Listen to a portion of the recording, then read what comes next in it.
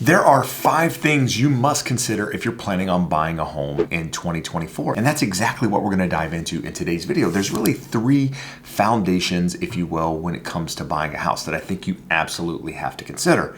But then there's 2 things on top of that that I think are really, really important that we're going to discuss at the end of the video that I believe pertain directly to the housing market that we're in at the moment that you have to take into account if you're considering buying a home in 2024. Now, one of the questions I always get from viewers out there watching my channel is, Jeb, should I buy now or wait? And my response is always the same. Wait for what? And as you would imagine, the responses that I get when I ask people, what are you waiting for, vary considerably depending on who I'm talking to.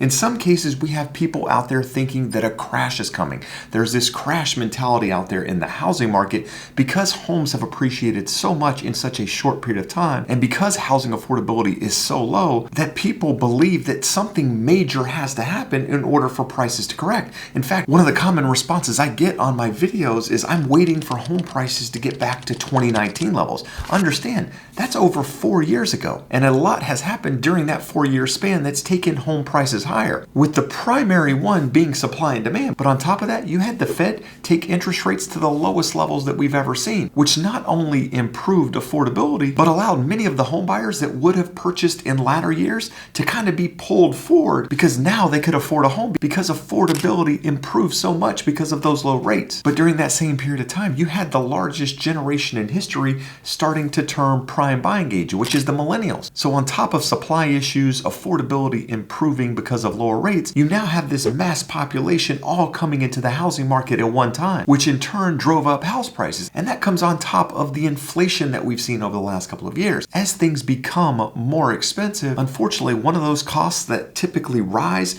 during inflationary periods is home prices. And guess what? They typically never go back down to the levels prior to that inflation. So just understand, when I ask the question of what are you waiting for, some of those things just are completely out of your control. You can't control house prices. You can't control interest rates. You ultimately can't control affordability levels. So if housing is just out of your reach because it's just too unaffordable, then understand it's probably not the right time to buy. It's probably a time to sit on the sideline and actually work on the things that you can control. Things like your credit score, things like your down payment. So in some cases, that means getting further education, potentially finding another job that potentially pays higher wages, which in turn will help affordability. Or maybe one of the other things that's holding you back is it's just not the right time in your life. You don't have job stability. You don't have relationship stability. You're not sure where you're going to be in a couple of years, whether or not you're even going to be living where you're currently thinking of buying now. And if that's the case, then it probably doesn't make sense to purchase at the moment. It's okay to rent. Renting is actually buying you patience until you're ready to buy a home. But if you are part of the able buyers out there in the market that not only wants to own a home, but you're able to do it and you're ready to pull the trigger, there's 5 things I believe you need to focus on in order to set yourself up for success.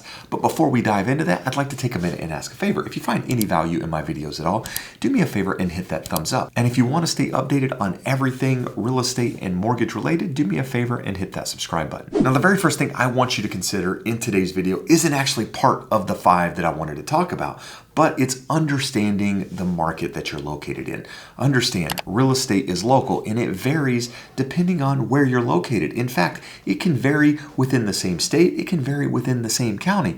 You can have certain neighborhoods going up in value while others go down.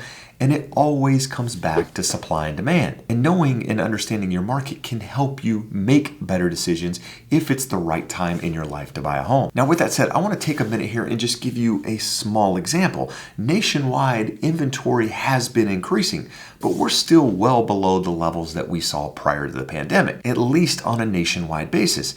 But when you start taking out some of the local markets, let's take the panhandle of Florida, let's take Louisiana, parts of Texas, inventory now is back to levels that we saw prior to the pandemic. They're at 2019 levels in many of these markets. Now, that in no way means the housing market is crashing, but it does show you that inventory is increasing and it's likely a more even playing field when it comes to buyers and sellers. But at the same time, if we took a look at the Northeast, inventory levels there are some of the lowest levels that they they've ever recorded on record. In fact, in many of those markets, it looks like 2020 and 2021 when it comes to inventory. And because of that, it is still very, very competitive in that market. You still have multiple offers on almost every single property. And not only that, you're having to go above the asking price on many of these offers in order to get your offer accepted. And that's why I started with the point of understanding your local market. If you're in one of those markets that I mentioned where inventory is increasing, then there's probably not really a rush to go out and buy. In fact,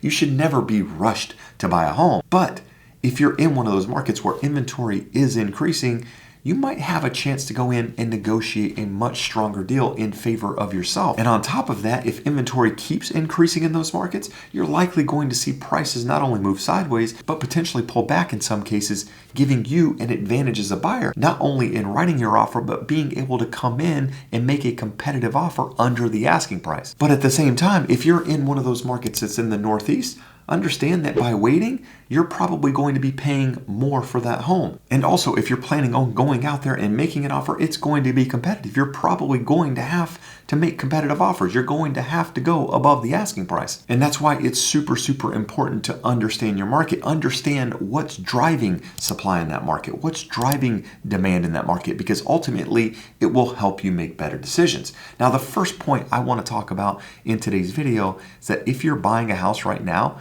you need to have a longer term time horizon. There's no exceptions here. If you're planning on buying a home and only living in it for 1 or 2 years, you have to understand that there's the potential that you're going to be upside down on that property if you put little to no money down. And that's not because the housing market is going to crash, but it's because home prices have gone up so much in such a short period of time. In fact, the market needs to blow off a little steam. We need to move sideways a little bit. We need to pull back in pricing a little bit to get back to that long-term trend of 4.6% per year nationwide for the last 65 years. It's not normal to have 10%. 12% appreciation year over year. And that's why I always like to point out, if you're planning on buying a home in this market, you need to be thinking 5, 7, 10 years down the road. In fact, the longer, the better. On top of that, you need job security. You need relationship security. You also need to be planning on being in that location for an extended period of time, which takes me into the second point that you absolutely have to consider. And that's when you're buying a home and you have that longer term time horizon, you need to be buying a home that's going to suit your needs for that time period. You can't just be thinking, well, I plan to live in this home for the next 5, 7 to 10 years, but not thinking about the other part of it. Are you getting married? Are you having kids? Are you planning on getting pets? Are your kids planning on going to schools? These are all things that you need to factor into that decision when you're thinking about time horizon. Not only thinking about the time that you're going to be there, but whether or not the home is actually going to fit your needs for that time. Now, the current home doesn't 100% have to fit those needs if you have the ability to modify that home.